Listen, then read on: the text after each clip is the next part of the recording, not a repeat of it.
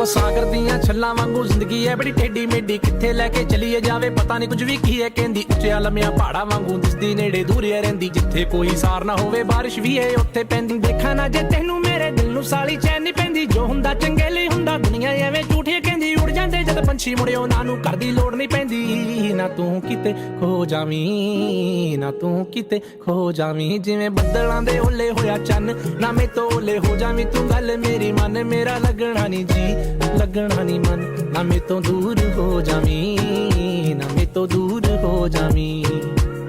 ਉਹ ਜਿਵੇਂ